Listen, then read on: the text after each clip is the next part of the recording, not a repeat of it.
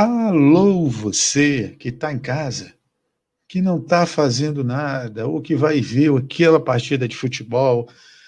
Na Globo geral é o Fluminense, não dá para você ver, né? É um time que não dá. No SBT está passando alguma coisa que não presta, na Rede TV também, na Bandeirantes também, em qualquer lugar. Então, larga o que você está fazendo e vem para cá, porque aqui você vai ter conteúdo de qualidade. Você já sabe que a novela das 9, o comendador morre no final. Então, é reprise. Vai fazer o quê? Vem para cá ouvir hoje alguém que... Nossa, a primeira vez que eu bati os olhos, não falando de questão física, mas a primeira vez que eu bati os olhos e vi o currículo dessa moça, meu Deus, fiquei que nem aquele emojizinho de coração. Como é que pode ter alguém que se dedique tanto e, enfim, num mundo, se dedique tanto a essa área, num mundo hoje que não liga, que não respeita a área da acessibilidade, né, que não respeita as pessoas que têm algum problema, né, alguma deficiência. Eu não sei se deficiência é um termo politicamente correto para se falar, se as pessoas vão gostar. Mas, ó, só para avisar vocês, eu esqueci, deixa eu olhar aqui, porque eu já esqueci o currículo da nossa convidada. Quem sentou no meu sofá hoje foi Juliana Abreu.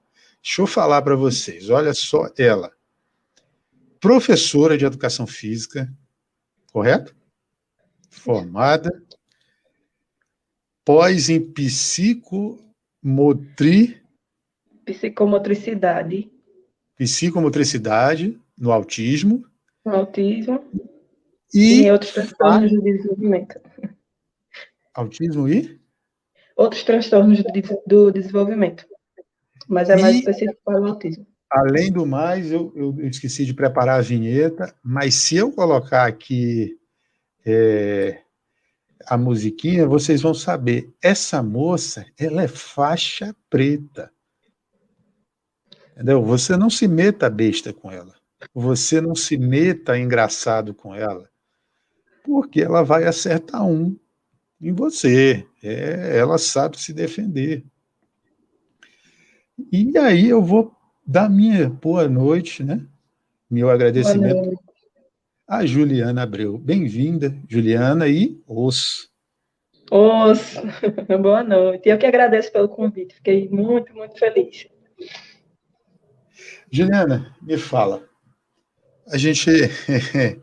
Tô achando que vou ali. Ô, Sérgio, fica aí, pô. Que isso? Deixa ligado, vai ouvindo, bota um fone de ouvido Bluetooth, pede um iFood, chama a doutora Amanda também para ver isso. A doutora Amanda vai gostar, ela é psicóloga. A doutora Amanda é mulher do Sérgio Ungem, lá de Minas Gerais. Me diz uma coisa. Você escolheu a educação física. Uhum. Certamente existiam outras opções e você disse, não, eu quero isso. Foi por influência do karatê? Você já Sim, fazia? Foi? sim, comecei a treinar karatê criança ainda. Então, quando eu fui escolher qual graduação eu iria fazer, eu fiquei em dúvida. Fiquei em dúvida aqui na minha cidade, eu fiquei em dúvida em fazer educação física ou psicologia. É uma área que eu gosto também. Uhum. Tanto que eu fui para uma pós que tem muito essa, né, questão da acessibilidade, do autismo, é uma questão muito da psicologia. E aí, como eu já ensinava também, já ensinava karatê, já tinha alguns grupos que eu ensinava, eu decidi fazer educação física porque iria ser mais um atributo, eu acho. Ia se ligar, ia ser duas coisas que eu ia acabar unindo depois no trabalho, e é o que aconteceu, foi o que aconteceu. Uhum. Agora me fala, primeiro, o porquê da educação física, assim, tirando, você falou que já fazia, né, por causa do karatê, e aí você chegou lá, toda adolescente está lá com 17, 18, né, 18 anos, que é a hora que você está fazendo o Enem, o vestibular, Uhum. na minha época ainda era Enem e vestibular, não era só Enem, você escolheu isso. Você ouviu dos seus pais. Juliana, vai te dar dinheiro isso aí? Eu ouvi dos meus pais assim, se é o que você quer, tá certo. Mas assim, a gente sabe que no fundo tem aquele. Poderia ser algo que desse mais dinheiro, mas é isso. Assim, eles não chegaram para dizer, não faça isso ou faça aquilo, mas a gente sente, né, que tem uma expectativa para outras coisas. Sempre tem a preocupação, né, com o filho. Talvez seja mais uma preocupação em si. Né? E o que te levou a escolher a educação física? O porquê? Sinceramente, eu não sei exatamente, assim, eu gostava de estudar, eu fui pesquisar, né, quando eu fui escolher, então eu gostava de estudar a questão dos movimentos, eu gostava muito dos esportes, né, como eu já treinava karatê, mas eu também competia na natação, treinava handebol, então eu sempre fiz parte do meu dia a dia de criança e adolescente esportes, né, e aí a gente acaba pensando na educação física porque o esporte é um dos tópicos, vamos dizer assim, da educação física, não é só isso, tem uma série de coisas, mas é um dos. E como eu tinha essa vida muito, assim, do dia a dia com o esporte, eu vi uma possibilidade. Como eu gostava eu já dava aula de karatê no local que eu treinava, porque eu já era graduada na época, então eu Qual vi também faixa como na uma época que era? possibilidade quando eu fiz foi o último PSS o que eu fiz. Quando eu fiz, eu era faixa marrom, que é a penúltima. No caso, não é, que é preta, é quando a gente inicia, na verdade, né? A gente acha que é a última, mas é quando a gente inicia o caminho. Todas até lá é uma preparação. Eu estava na marrom. Então, assim, eu via como também uma forma de auxiliar naquilo que eu já fazia, né? De ter conhecimento em cima daquilo, né? Eu fazia um movimento e ter conhecimento. Será que isso aqui está correto? Será que não está correto? Né? Como é que eu posso melhorar, né, para a pessoa que está aprendendo a fazer algo, né? Como é que, que a pessoa pode ter uma qualidade de vida melhor, mas de uma forma correta, eficiente. Então, eu pensava muito nisso, assim. Eu vejo a atividade física, o exercício físico, né, como algo muito importante, né? Na verdade, a gente se sabe, né, cientificamente, que é muito importante, né? Tão importante quanto a alimentação, quanto etc. Né? O sedentarismo é uma das maiores causas de morte. Então, é muito importante. E ver isso como uma possibilidade de ajudar outras pessoas também me fazer, porque eu pensava na psicologia também nesse sentido, mas eu também podia fazer isso com a educação física. Né? E foi isso também eu fiz o primeiro. Quando eu passei, né, eu estava fazendo mais por experiência, não era nem que eu queria fazer e já entrar, não, eu estava fazendo por experiência, escolhi educação física. Quando eu passei, aí eu fiquei muito feliz. E vem cá, quando... Oi, produção. Oi? É porque eu estou no meio do negócio aqui. Entendeu? E quando tu escolheu essa produção, você não pensou em outra coisa? Não pensava em, fora psicologia, em direito, em engenharia, Eu matemática? pensava em biologia. Porque agora eu pensava em biologia no bacharel. Eu não queria ser bióloga para ser professora. Né? Eu pensava em biologia para estar no meio do mato, porque eu gosto muito da natureza, eu adoro fazer trilha, adoro fazer essas coisas assim. E aí eu pensava muito em biologia bacharel. Mas aí Então, eu não via muita perspectiva aqui na minha cidade. Eu provavelmente para poder crescer na área da biologia teria que ir para outro lugar. E estão perguntando aqui, Ju, o que se estuda no curso de Educação Física? Estudamos como... Vou falar algumas disciplinas do curso de Educação Física. Epistemologia, por exemplo. Epistemologia. A gente estuda o porquê de estudar educação física, vamos dizer assim. Por que surgiu Nossa. essa área da educação física? Poderia não existir, né? Poderia não existir a área da biologia, poderia não existir. Mas por que se estuda educação física? Isso é necessário, né? Lá, enfim, a biomecânica, né? Como o corpo responde, né? Quais a resposta do movimento e que a gente pode exigir dele ou não, qual interferência vai ter, por exemplo, eu sofri um acidente, e aí eu fraturei a perna. Então, toda a marcha vai ser influenciada. Na educação física, a gente estuda como fazer os exercícios sem que eu sobrecarregue a outra perna, por exemplo. Ou se eu estou trabalhando numa academia, qual vai ser a resposta do meu corpo a um peso tal? Será que o meu corpo vai aguentar? Outra coisa, outra disciplina, desenvolvimento e aprendizagem motora, um exemplo. A gente estuda todo o desenvolvimento, desde a criança, né, desde o bebezinho até o interior, o desenvolvimento físico, motor e etc., até o adulto, né, e como o movimento, a gente se torna bípede, por exemplo, como se dá essa marcha, por exemplo. Então, são desenvolvimento do corpo humano em si, como ele reage. Outra disciplina, a gente vê também os esportes, por exemplo, ginástica, por exemplo, esportes coletivos, esportes individuais, como se dá a metodologia do ensino desses esportes. A gente também vê sobre cultura corporal, que não é só estudar o corpo em si, como ele reage, mas, assim, por que é necessário, diante da sociedade, a gente ter uma vida ativa, né? O que é que influencia no nosso relacionamento com os outros, né? O que é que influencia no nosso relacionamento no trabalho, com as pessoas ao nosso redor? Os movimentos corporais é uma cultura, né? Existem danças muito antigas, existem artes marciais muito antigas, tudo isso é corporal, mas que faz parte de uma cultura. Então, não é só corpo, é corpo, mente, tudo, né? Existe uma prática, né? Existe uma união, né, disso tudo, né?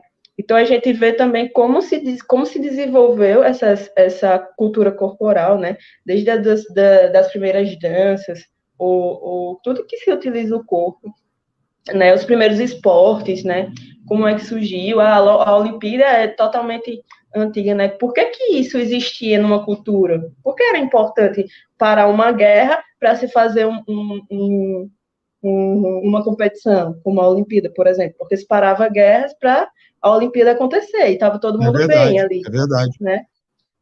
Por que isso acontecia, né? Então, também o estudo da nossa cultura, né, da cultura do ser humano. Né? A educação física estuda a cultura do ser humano, né? A cultura corporal.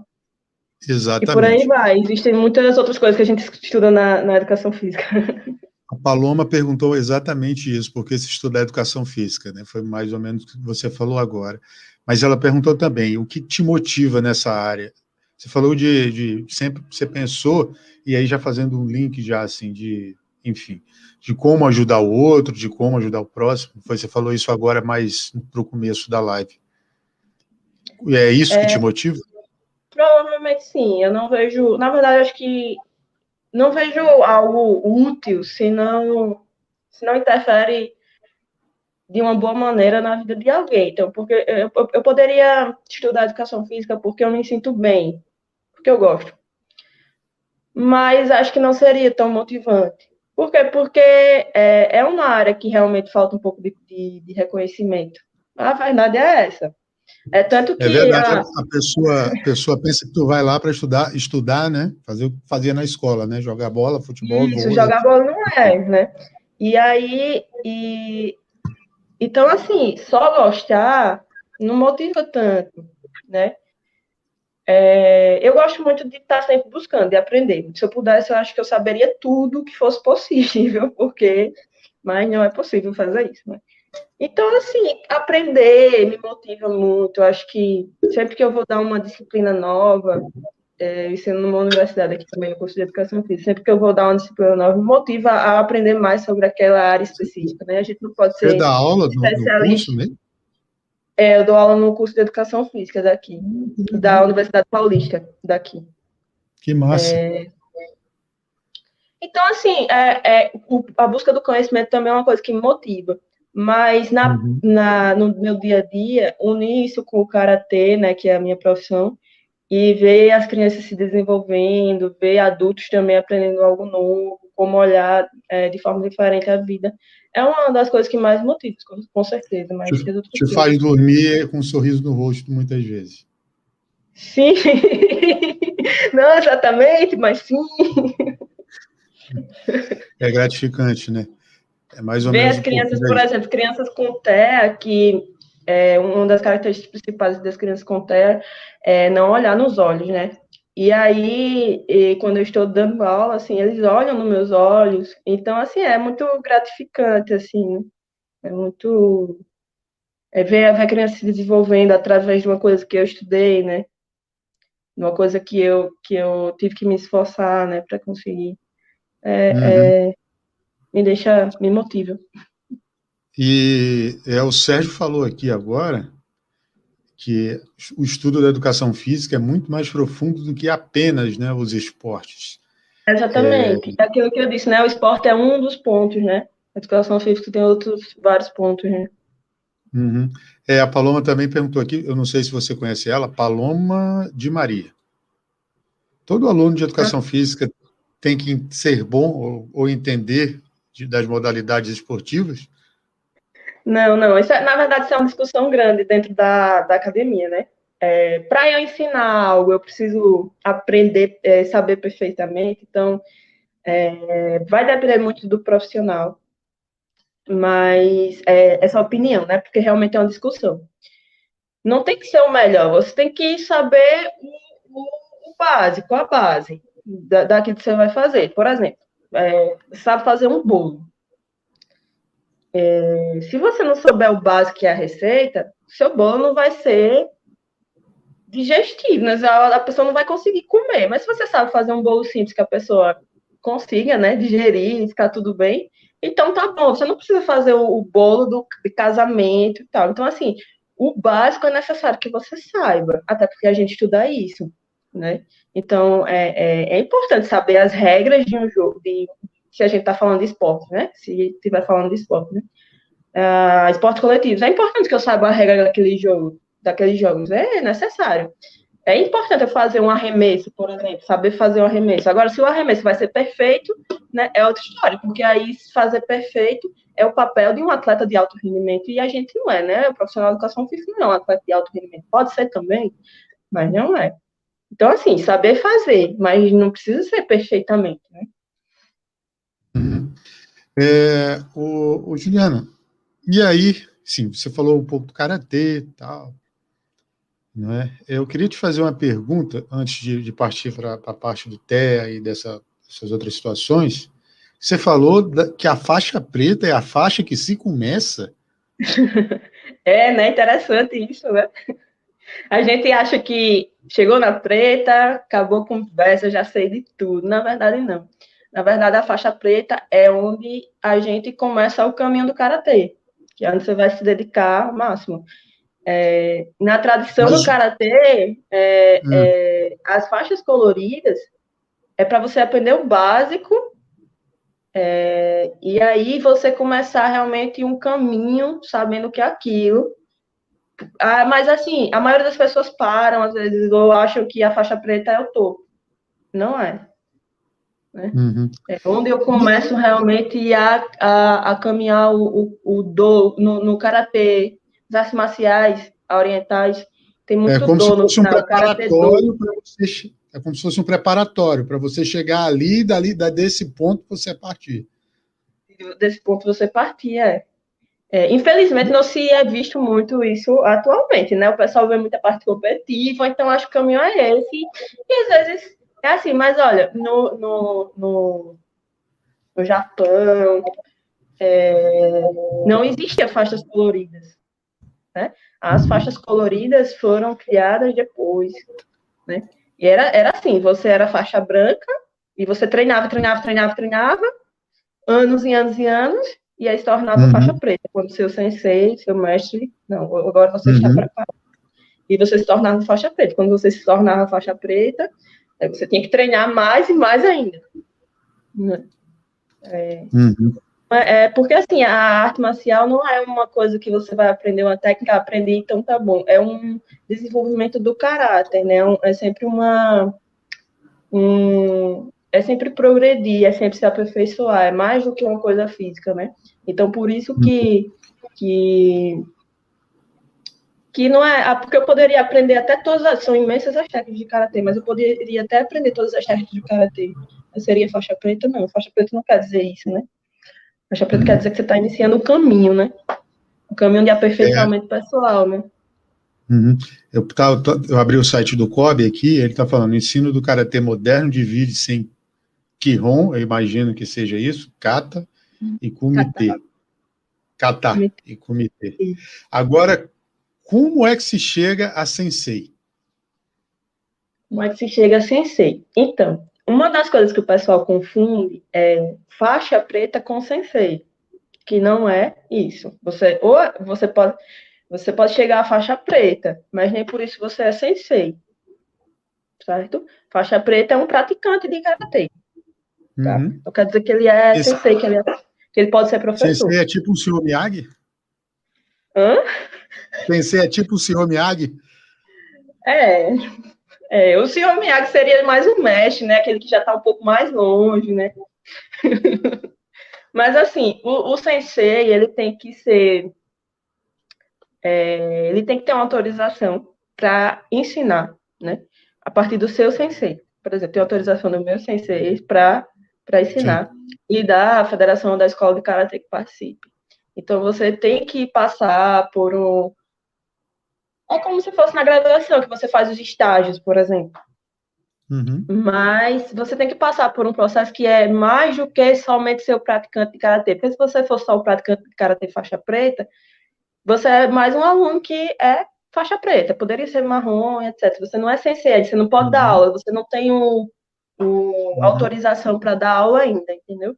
Para você dar aula, se tornar sensei, você precisa passar por esse período de avaliação também, de aprovação dos seus senseis, né? Para que você possa abrir um dojo, que é o local de treinamento, né? E se tornar sensei também. E Uhum. fora que é uma questão E, muito de conduta também. sim, sim, sim. É que eu estava vendo aqui no COBS também, na conduta. Deixa eu te perguntar, e como que se divide? Porque eu conheço um professor lá no Acre, lá de onde eu sou, que ele eu não sei se é karatê, agora eu não lembro, mas eu tenho isso no karatê de ser primeiro dan, sétimo dan, terceiro dan. Tem sim. É E assim. você já, e como é que atinge isso? E se você já atingiu alguma marca dessa? Então, é assim. Hoje existe até o 10º Dan. Só quem ganha 10º Dan é, por exemplo, um sensei que é nono Dan e aí ele faleceu e como homenagem ele ganha 10º Dan. A ideia é mais ou menos existe isso porque o pessoal tá chegando na faixa preta mais cedo e aí são como graus, como se fosse faixa colorida, são como graus depois da preta, certo? Eu tenho o primeiro Dan, porque não é uma coisa que eu me preocupo de estar fazendo graduação para ter segundo, terceiro Dan. Se fosse por tempo de faixa preta, talvez eu estivesse no terceiro Dan, por aí. Mas Uhum, esse período eu não tenho me preocupado com o exame para Dan. uhum, Talvez depois eu faça isso, porque eu abri o dojo e aí a minha preocupação mais era nos alunos e outras coisas relacionadas ao dojo. Então, essa questão de exame, mas eu sou o primeiro Dan. ah, e existem poucas pessoas com graus mais altos ou no meio isso é Atualmente comum? não, atualmente é mais comum encontrar. Antes era bem difícil, assim, então quando você via um sensei com quinto dan, por exemplo, até porque o mestre Funakoshi, que foi o criador, fundador do Karatê, que desenvolveu, ele é um desenvolvedor, na verdade, né? Porque ninguém cria uma coisa do nada, aquela questão da cultura que a gente estava falando da educação física, né? Houve Uhum, uma necessidade de aprender técnicas de defesa, de ataque em algum momento da história do ser humano, e essa necessidade foi se aperfeiçoando, as pessoas foram desenvolvendo técnicas, foi passando de um para outro. Um dia chegou no mestre Funakoshi e ele criou o Karatê Shotokan. Então, ele, quando era vivo, ele chegou até o quinto. Então, na realidade, só existe até o quinto Dan, assim, se for seguir realmente o que o criador fez. Mas retorna a tua pergunta, ver se eu respondi. Faz de novo. Não, sobre os graus de Dan, não é? Primeiro, segundo, terceiro. Existem muitos, né? Sim, Não. aí... E aí, se existe muita gente assim, ou se Existe isso muita é gente.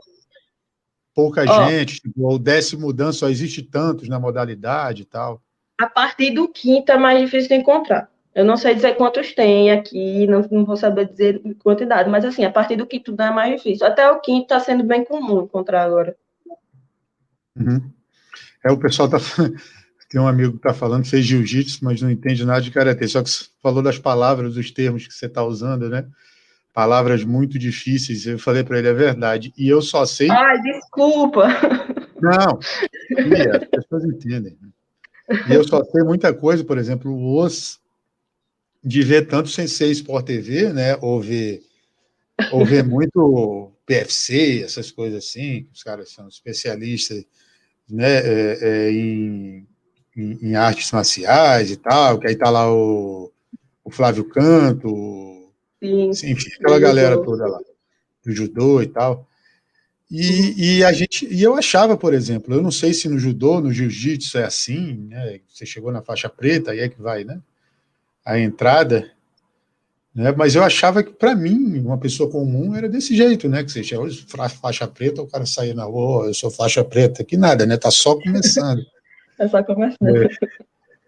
Ô, Juliana, agora a parte interessante disso é que você alia isso tudo que a gente conversou, a ajuda ao próximo. Você se especializou, né, mais para a área da acessibilidade, aí tem a técnica da aba que você falou, você tem especialização em eu vou aprender a falar essa palavra um dia, em Psicomotricidade. psicomotricidade. Isso é mais difícil do que termo de karatê. E o cara enfim. E aí, eu te pergunto, o que te levou a essa área da acessibilidade, especialmente a galera que tem, né, mais os transtornos de desenvolvimento? Eu acho que foi. Eu acho que não foi eu que escolhi, eles que me escolheram. Porque, assim, quando eu comecei a dar aula, né, iam surgindo alunos, eu já dei aula de natação também, então sempre iam surgindo os alunos com TEA, com TDAH, e assim, eu tinha uma certa facilidade de ensinar para eles, de lidar com eles durante as aulas. Uhum. E isso me atentou um pouco a querer procurar mais sobre. E também porque são pessoas, são personalidades que me interessam muito, assim, eu gosto muito de estudar sobre forma como eles agem e veem, porque para mim eles são incríveis, assim, sabe? Então, assim, ter alunos com TEA, principalmente com TDAH, foi o que me motivou a procurar mais sobre isso e chegar a me especializar. Eu conversei com uma psicóloga daqui e surgiu a ideia, assim, de focar mais na área. E tem sido uma coisa que eu tenho gostado muito e que eu vejo muito mais essa questão de estar contribuindo, de conseguir contribuir com eles, né?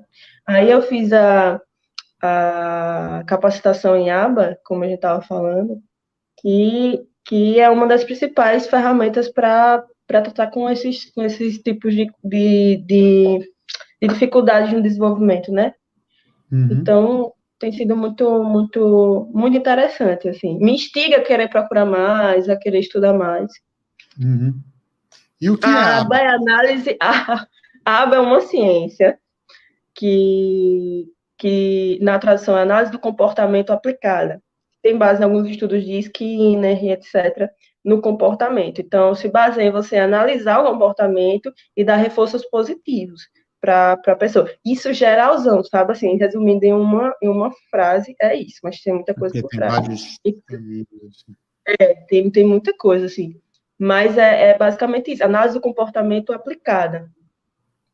E Uhum. aí dá ferramentas para a gente utilizar com os autistas e outras dificuldades de desenvolvimento, como TDAH e outros, que tem muito resultado, né? É uma das coisas que tem mais resultado com eles. É uma Uhum. ciência, a aba é uma ciência. Uhum. Tem TDAH e tem outro também de déficit de atenção, não tem? TDAH, TD, alguma coisa também que eu não lembro. Eu sei que eu tenho Tem um, o só que eu não TDA, lembro. que assim, porque a pessoa pode ter Não, o meu é déficit TDAH. pode ser o déficit de atenção, mas sem a hiperatividade, né? O meu é os dois, inclusive está na hora do remédio. É... Mas deixa eu te perguntar. Peraí, que olha, a Paloma mandando várias. Vou mostrar duas perguntas dela. Ju, você conhece ela? Eu não sei, não estou conhecendo, talvez conheça. Paloma, eu lhe conheço. Paloma, ela Você me viu que eu conhece, fui por atuação favor, professora de educação física na psicologia. na psicologia. Então, é difícil E é- encontrar, né? Mas, assim, praticamente a minha atuação é com a psicologia, entende? Porque, assim, para eu poder trabalhar com o TDAH, eu preciso também fazer também um trabalho em conjunto com o psicólogo da criança, né? O fono, o TO, entendeu? Então, sim. E ela que a disse que ela está educação física é usando. muito importante, Vários, porque Uhum, a gente tem uma visão limitada. Mas uhum, assim, se a criança consegue se desenvolver, ter um equilíbrio melhor, ela consegue ter resultados melhores no dia a dia, ter resultados cognitivos melhores, inclusive. Então, assim, a educação física deve estar presente, não é pode, deve estar presente. uhum. A Paloma falou que te conhece da unidade GEM. Da unidade. Ah, sim! Unidade Sole? Vamos ver se ela responde aqui. Unidade Olha Sole, só, Paulo. trabalhando em conjunto com os psicólogos por meio de exercício físico no combate, né, das doenças mentais. Trabalhando em conjunto com os psicólogos por meio do exercício físico no combate às doenças. Não, Paloma, assim, é interessante a gente ver assim que não é exatamente um combate, entende? Entende? Porque não é uma coisa que vai ser combatido, não vai deixar de existir, entende? Então não se trata assim de combater, mas de ajudar com que a pessoa tenha uma qualidade de vida melhor. Então a educação física junto com a psicologia, sim, vai ajudar aquela criança, aquele adolescente, aquele adulto ter uma qualidade de vida melhor, mas não é exatamente combater, tá? Porque não vai deixar de existir.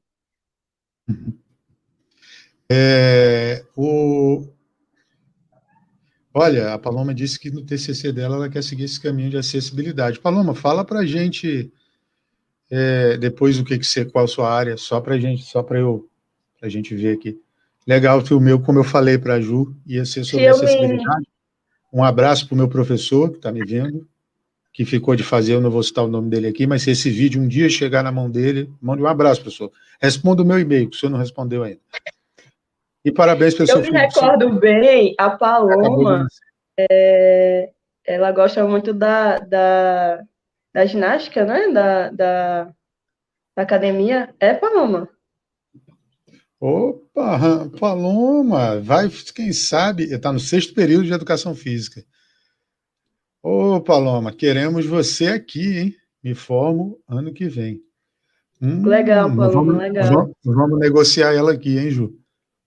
Vamos Ela sim. gosta de musculação. Isso, exatamente. Estava tentando lembrar a musculação. Legal. Juliana, esse fato de ajudar o próximo tem a ver com o ideal? Com Com a chama do certeza. ideal que você tem dentro? E como foi que você conheceu o ideal? Eu conheci criança, bem criancinha, Fugem 4. Para quem não sabe o que é GEM são os jovens do movimento dos É. focolares. Fugem 4, Fugem 3, Fugem 2. Eu conheci criança, meus pais não participavam, mas tinham uns primos distantes que participavam. Minha mãe me levou numa reunião Gen 4 e eu continuei. Uhum. E aí está aí até hoje. O que te encanta nesse ideal, Juliana, que te fez permanecer até agora? Eu acredito que é um chamado, né? O nome do programa é Oração, Amor e E vocação. Vocação. E vocação é o chamado, né? Acho que a princípio a gente tem um chamado a ser amor para o outro, né? Independente de qualquer Nossa, coisa. E a obra, o movimento, mostra isso de forma muito prática, né? Muito vívida e vivida, inclusive. Com certeza. A unidade, viver a unidade, ver o mundo com esses olhos, né? De esperança também, né?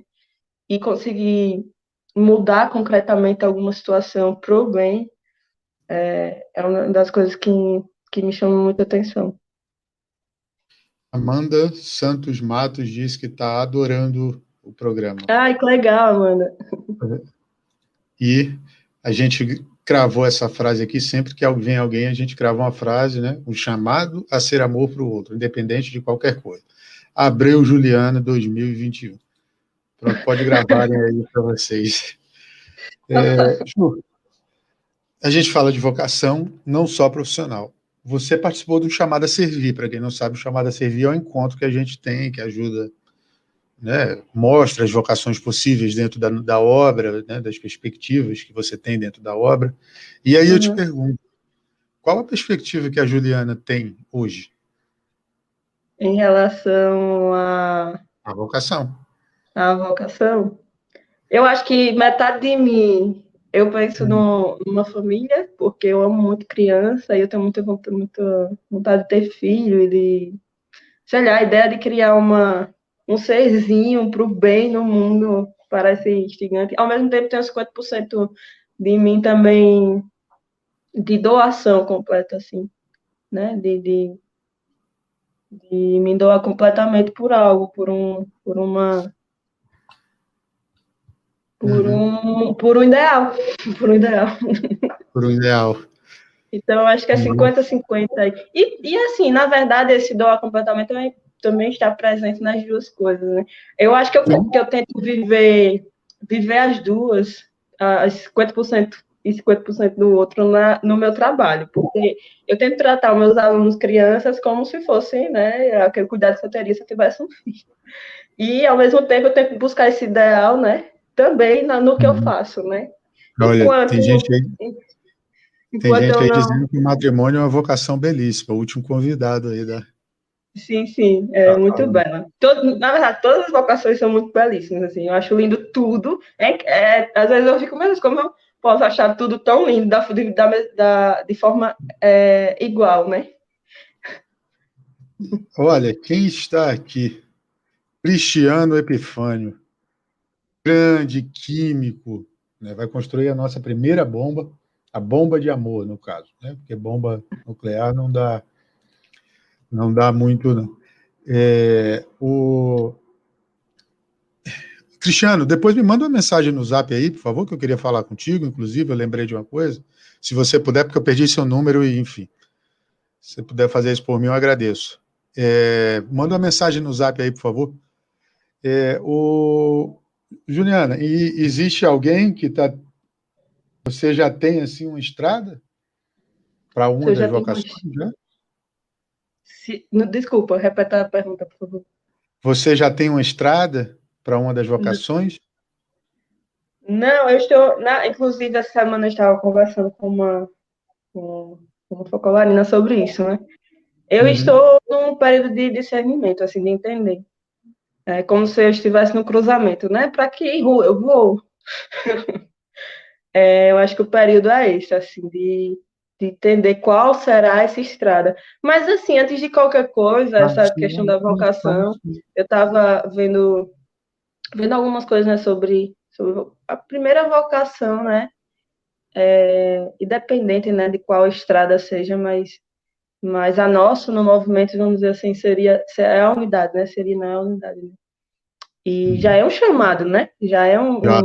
Já é uma estrada, né? Que eu já disse sim para isso, vamos dizer, né? Antes Passo disso a tem a passo, igreja também, né? O sim para Jesus, né?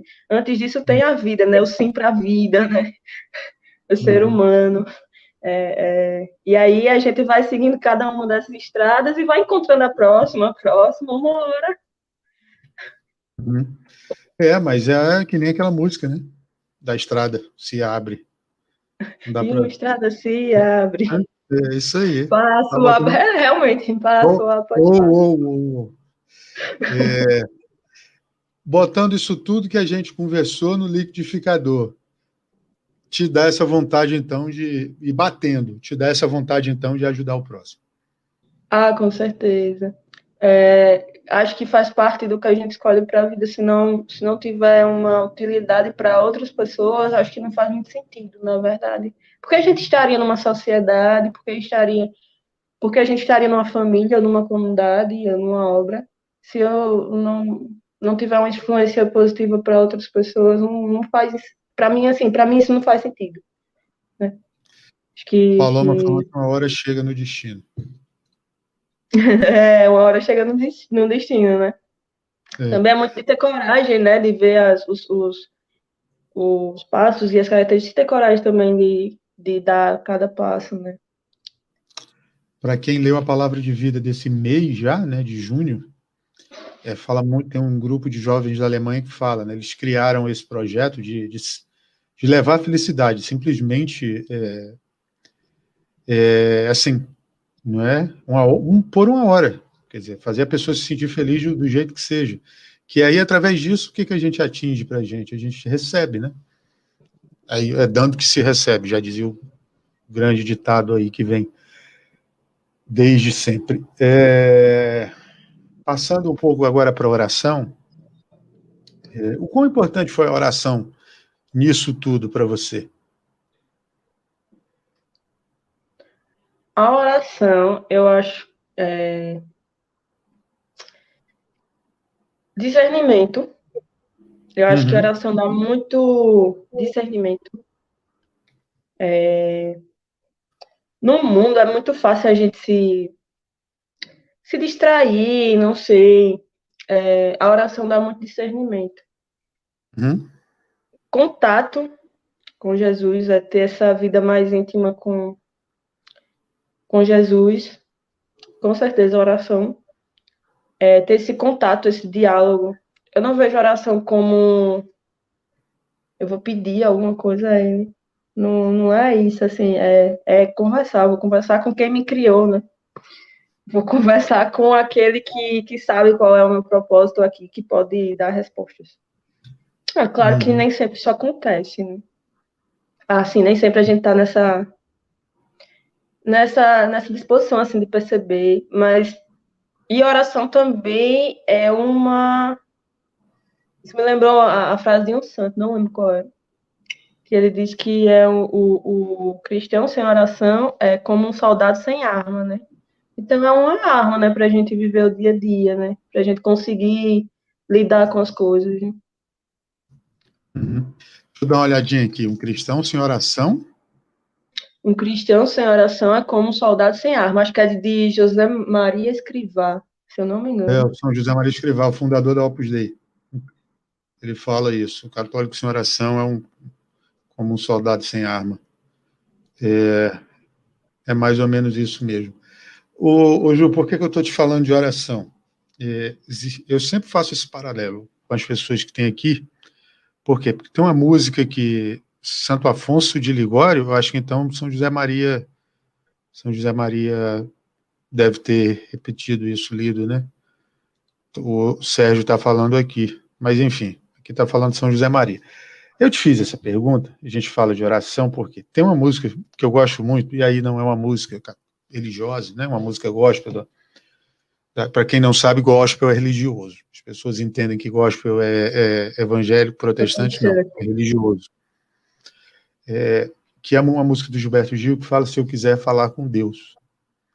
Aí eu faço a piadinha do ECAD, que o Sérgio está aí e gosta, eu não coloco aqui para o ECAD não vir me cobrar os direitos autorais, porque uma vez um amigo tocou uma música aqui e o YouTube perguntou se eu queria remover o vídeo ou deixar desmonetizado. Eu falei, pô, não vou remover o vídeo, a minha função não é ganhar dinheiro com isso.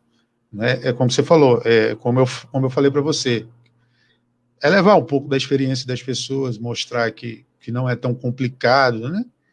O discernimento vocacional, a oração, né? Para as pessoas também darem um exemplo e acender uma chama na outra, por mais diferente que ela seja. E aí essa música fala do... Aliás, o meu amigo cantou a música e eles fizeram isso, e essa música do Gilberto Gil fala do silêncio, né? um pouco assim. Ela fala um pouco do silêncio, ela fala do...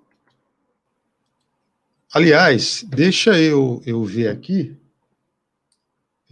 se dá para eu colocar aqui, porque aí eu não estou nem aí para ECAD, nem para nada, porque a situação aqui não é muito essa. Mas ela fala um pouco do silêncio, que é calar a voz, né? Ele fala, tem que ficar a sós, apagar a luz, calar a voz, encontrar a paz. Folgar os nós, dos sapatos, das gravatas, dos desejos e receios. E aí, Ju, peraí, bora, meu celular tá lento hoje. Alô, Samsung, patrocina nós aí. Vamos lá. Agora foi. Vai, meu filho.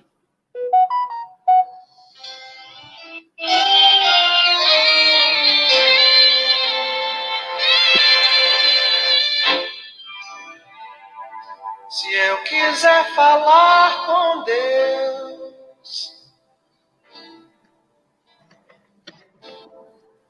tenho que ficar a sós. Momento música, só aqui você vê.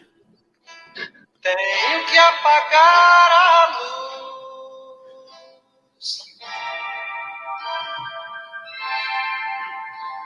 Tenho que calar a voz. Mais ou menos isso, calar a voz. E aí, Jesus, quando foi tomar as grandes decisões dele, sempre se recolhia. Deus fala muito do silêncio também, no Antigo Testamento, foi assim com Moisés, o profeta Isaías, Noé também, enfim, até com Adão e Eva, depois que cometeram o pecado original. Obrigado, Sérgio, está aqui a letra, ele colocou aqui. E aí eu te pergunto, a Juliana tem um método de ensinar karatê, a sensei Juliana. A professora Juliana de educação física chega para um aluno, você já deu aula em escola? Uhum. Sim. E diz assim, olha, no basquete você tem que pôr a mão assim, para não machucar a sua mão e arremessar. Eu fiz basquete. Na escola eu gostava, né, de futebol e tal. No futebol você não pode fazer assim, no vôlei você tem que fazer assim. Né? A Juliana, essa que está aqui na minha frente, tem algum método de oração? Algum jeito de falar com Deus? Como você falou, eu converso bastante, eu não peço diretamente, porque eu acho que não é só pedir, é conversar. Mas como? É no silêncio, é na música, é sentando aí na pracinha em Arapiraca e olhando a paisagem. É quando você está em Maceió, por exemplo, você senta numa praia e você fica ali e diz, poxa Deus, é assim, é assim. Como que a Juliana conversa, fala com Deus, se ela quiser? Me parece que cada momento, assim, da minha vida, existe uma forma diferente de oração, assim. Inclusive, momentos onde eu não conseguia orar bem, assim, porque não conseguia sentir esse contato. Eu acho, assim, que a oração é uma coisa muito... que deve fazer parte do dia, vamos dizer assim. Porque se ele é o nosso Criador, aquele que nos ama, que nos mostra. Então a gente queria que esse ser estivesse ao nosso lado todo o tempo, integralmente. Né? Uhum. Eu gosto muito de rezar o terço, porque me dá muito discernimento o terço. Percebi. Não sei porquê, mas Percebeu, percebi. né? Infelizmente não posso estar com vocês sempre por conta dos horários das minhas aulas. Aí, eu gosto muito de rezar o texto, mas eu gosto muito de antes de começar a rezar para o Espírito Santo, para ele mostrar mais ainda esse discernimento. Para mim, a oração é muito discernimento mesmo. E durante o dia, às vezes, para estar em contato sempre, falar uma frase durante o dia, por exemplo, Jesus, tu és o meu único bem. É uma frase de Chiara, se eu não me engano, né? Ficar repetindo isso. É uma oração, uma forma de estar sempre com ele, né? Às vezes a gente não consegue, vou rezar uma oração, ou vou conversar com ele mesmo, assim. Mas falar isso lembra que ele está ali, que ele que é o mais importante, assim. Eu faço a Alexio Divina, assim, se tratando Você de faz? oração, mas eu faço a Alexio Divina pela manhã, nem todo dia, mas eu faço, né, contexto da Bíblia, uma parte do Evangelho. E à noite eu rezo o texto. Que massa, massa. Mas você gosta de conversar, às vezes, parar e falar ouvindo alguma música, assim, já fez isso? Sim, tem algumas músicas que eu gosto muito de escutar e é uma forma de entrar em contato com ele, então eu acho que é uma forma de oração também. Gosto de parar também, ficar contando, assim, as coisas que acontecem. Aconteceu isso, aconteceu aquilo, não gostei disso, gostei disso.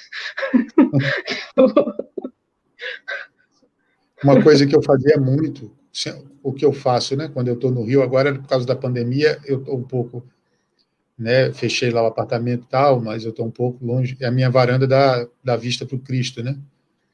Então, eu sempre ia para a varanda Olha ali, isso. ficava olhando para ele, né, de lado assim, olhava para ele e falava assim.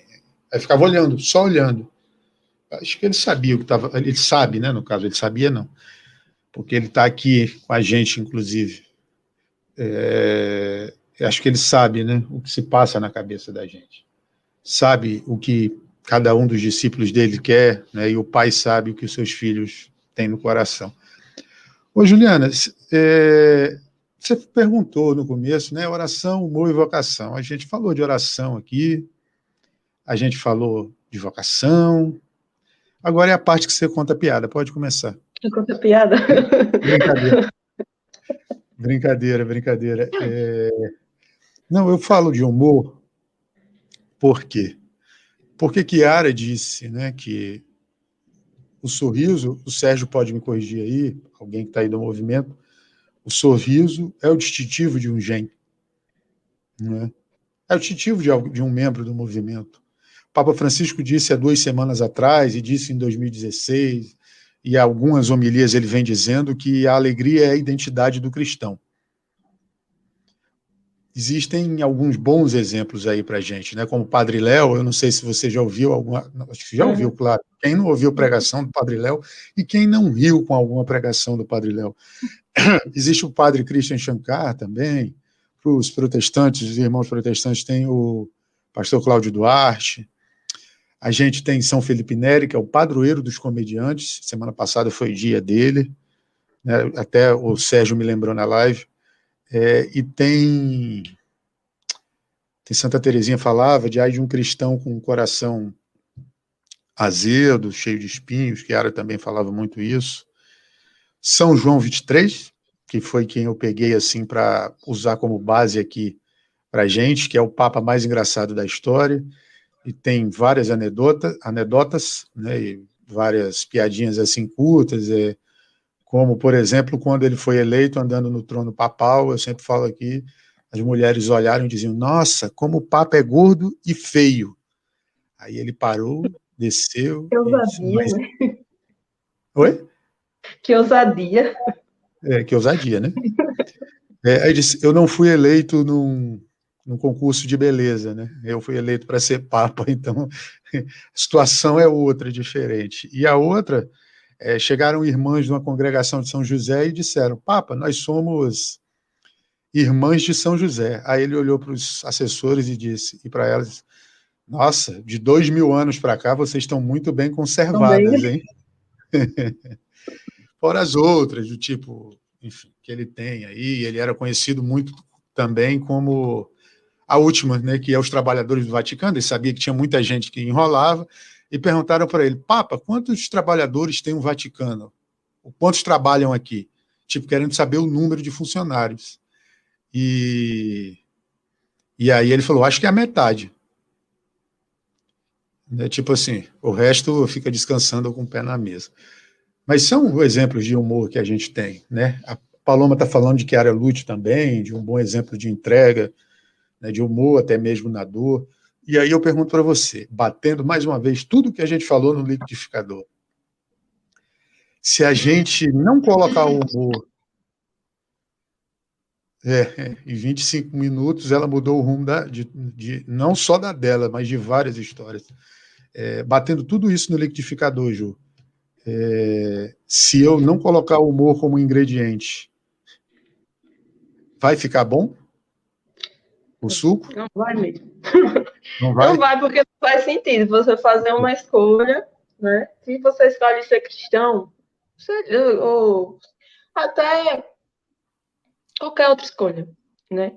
Se você escolhe a obra, o movimento ou outra comunidade, não importa. É uma escolha e você tem que viver com alegria. Não faz sentido você viver com tristeza, né? E humor, eu acho que acredito que todos os santos tinham.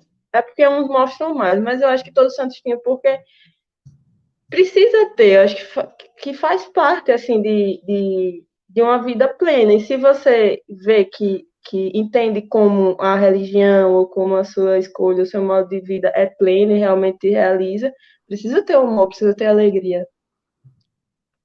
Não faz sentido não ter. E você tem algum exemplo de bom humor? De humor, de felicidade, de alegria, de riso, de piada, assim? Exemplo, assim, exemplo de pessoa? De uma referência? Sim. Tem São Pio. Padre Pio? São Padre Pio, que ele não era exatamente engraçado na forma de falar, mas na forma de agir, eu acho, assim, era um pouco em algumas cenas. Também o Papa João Paulo II, se vê o filme dele, tem algumas cenas engraçadas também.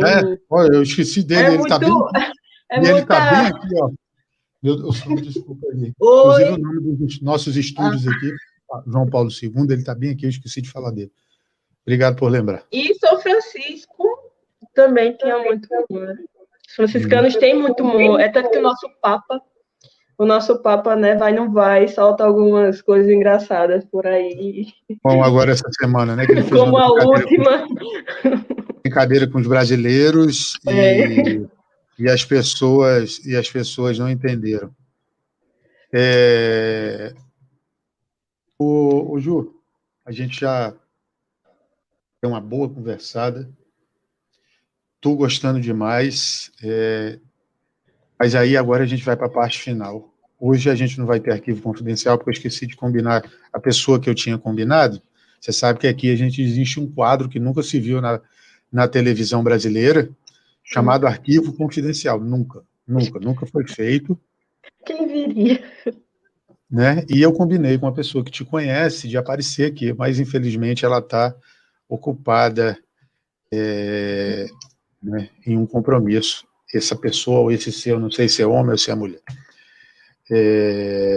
E aí, indo para as perguntas já, eu te pergunto assim.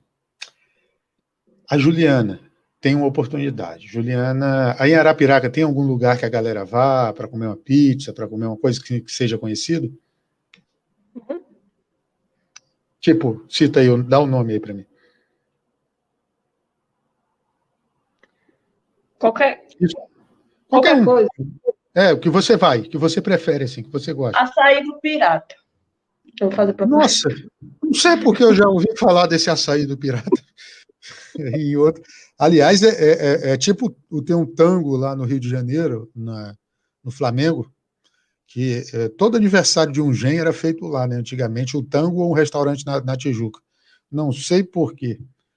Né? Era ponto de encontro do pessoal do Focolare. O pessoal do Focolare. Agora não. Olha só, olha o chat. A plateia, inclusive, hoje está em polvorosa,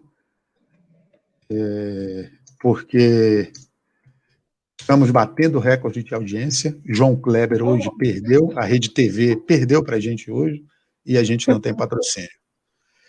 Açaí é vida, o rapaz está falando aqui, mas não é esse açaí que o pessoal do lado de cá do Brasil está começando, né? Tá É comendo. diferente do original, Claro. lá do norte. E aí eu te pergunto assim: você vai lá no Açaí do Pirata, famoso Açaí do Pirata.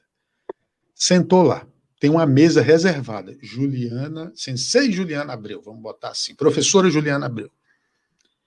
2 lugares. Tá você sozinho. Primeira pessoa que vai sentar lá é você mesmo, nesse lugar. Mas não é você agora.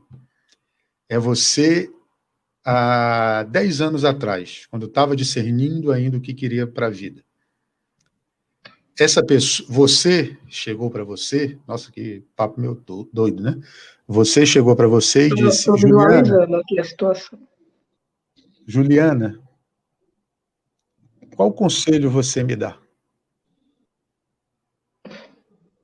Só um segundo. Peraí, eu há 10 anos, sou eu há 10 anos Há 10 atrás. anos atrás. Há 10 anos atrás. Quando eu estava discernindo a vocação, assim, o momento de vocação profissional, no caso, né? E aí, que conselho você daria para você? Para mim mesmo, é? Eu achei Isso. que era para alguém. Não, para você mesmo.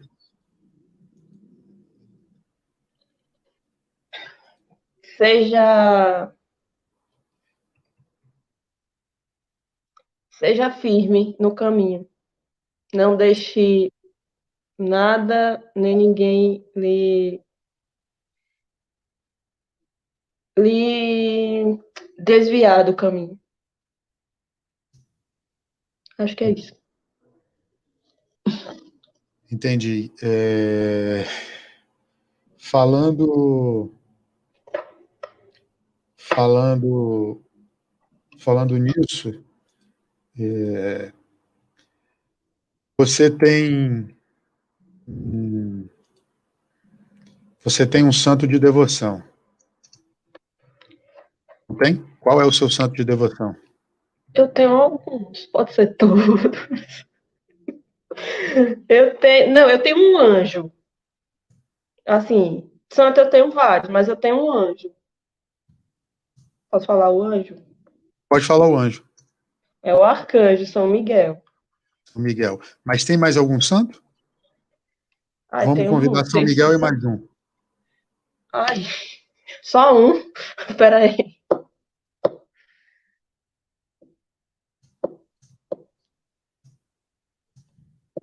Difícil escolher um. São Pio, porque eu gosto muito da oração de São Pio. Me faz muito bem a oração de São Pio. São Pio. Uhum. É, e aí, São Miguel, São Pio, sentaram na sua mesa. Estavam passando ali, né? Estão viajando pelo Brasil, pararam para abastecer em Arapiraca, um virou para o outro e disse: vamos tomar um açaí ali no Pirata? Nossa, aí. Aí São Padre Pio vira: vamos, o senhor é quem manda e tal. Aí disse: olha aquela menina bonita, tem cara de gente boa, ajuda as pessoas, vamos sentar lá. Aí você convida-os para sentar, eles sentam, e você tem direito a mais uma pergunta para cada. Uma pergunta para cada um deles. Sim. Eita, você tá pegando pesado, viu? É... Aqui o negócio é bruto, o sistema é bruto. Não, porque São Pio eu já espero uma resposta bruta, assim, seja lá qual for a pergunta, que ele era um pouco bruto. São Miguel, o que é que eu faço para fazer a vontade de Deus? Eu farei essa pergunta para São Miguel. Uhum. Para São Pio, Hum. como você conseguiu chegar até o fim? Uhum. Massa. E você tem alguém agora, tirando o fato do humor, que eu te fiz essa pergunta no lado do humor, a pessoa que te inspira, o ser humano, quem é? Vivo? Vivo ou morto também. Kiara. Kiara? Kiara Por Lubick. quê? Porque ela é um exemplo de uma pessoa que fez a vontade de Deus, que de todas as formas possíveis. Uhum. Agora, eu disse a você que a pessoa tinha faltado, né? Mas a gente sabe que a gente que mexe com mídia, né? Nós dois aqui estamos aqui na televisão, estamos tendo muita audiência. A gente conseguiu outra convidada que gosta muito de você. Né? Quem, como Deus, disse o Cristiano Epifânio, gosta muito de você, inclusive. Teceu comentários bonitos sobre você. Então, para ferrar de vez com o ECAD, porque eles vão me tomar o...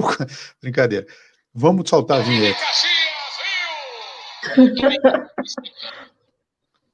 Poucas vezes, com experiência, com competência e com talento, chega de forma tão sólida, tão consistente, degrau por degrau, atividade por atividade, quanto esta fera. Por isso, você está no Arquivo Confidencial. Já que eu não consegui a Popa Ninja, está aí alguém que gosta de... Olá, Paloma. Ô, Paloma, desmuta aí o teu microfone. Seja bem-vinda. Companheira de profissão. Companheira de profissão. Alguma coisa a comentar sobre esta pessoa, Paloma? Teu microfone está desligado, hein? Olha. Ô, pessoal. Abraço aí para ti.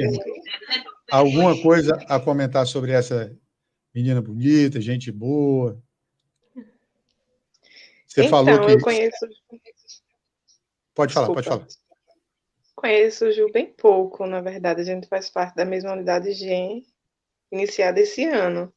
Não, diz que tu conhece ela há muito tempo e chora, que é para render. Viu? Para dar audiência, que é para render. Esse ano, então, tipo, quando fala que é da EDF, eu fico, né, bem impactada, porque é minha futura área de atuação. Pessoa sensacional, Ju. Mesmo sem conhecê-la tanto. Obrigada. Agora faltou... Produção, cadê o golírio para ela aí, por favor, para a gente...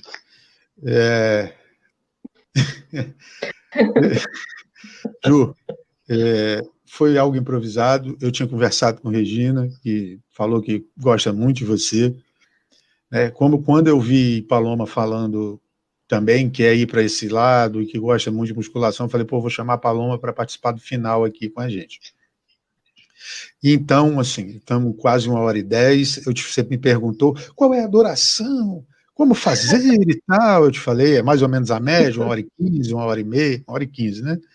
Às vezes chega 1h30, mas, enfim, pode ser até 10 minutos, né?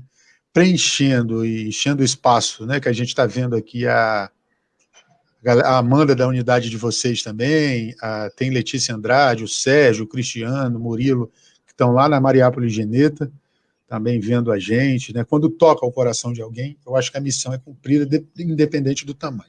E tocou. Então, queria agradecer primeiro a Paloma por ter topado essa ideia louca, entendeu? Olha, mais um paralelo aí com músicas.